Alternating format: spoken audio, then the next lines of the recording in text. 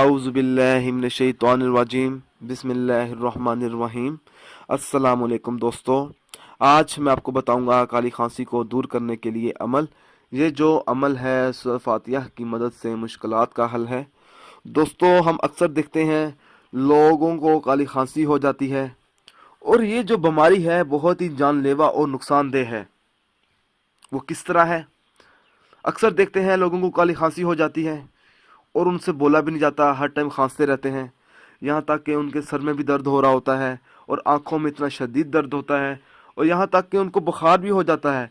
और इतना तेज़ बुखार होता है काली खांसी की वजह से कि उनसे उठा भी नहीं जाता, ना वो चला जा सकता है उनसे।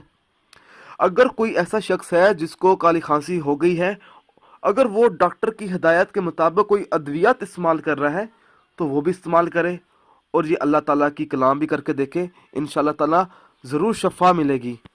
ये अमल किस तरह करना है? अगर कोई ऐसा शख्स है जिसको काली खांसी हो गई हो और वो चाहता है कि उसे फौरी तौर पर आराम हासिल हो जाए, तो उसको चाहिए कि वो बावजू हालत में 21 मरतबा सूरह फातिहा पढ़े और अव्वल व आखिर 50-50 मरतबा दुरूद पाक सच्चे दिल से पढ़े और खालिस रोगन ज़ैतून का तेल लेकर उस पर दम करे और मरीज को दे दे।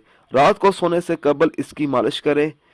इंशाअल्लाह ताला 7 दिन के अंदर अंदर खांसी से आराम आ जाएगा। दोस्तों, अगर आपको हमारी ये ऑडियो पसंद आई है तो इसको लाइक कीजिए और शेयर कीजिए। साथ ही मेरे चैनल ज़ोयल लाइफ हेल्थ केयर को सब्सक्राइब भी कीजिए। जज़ाकल्लाह।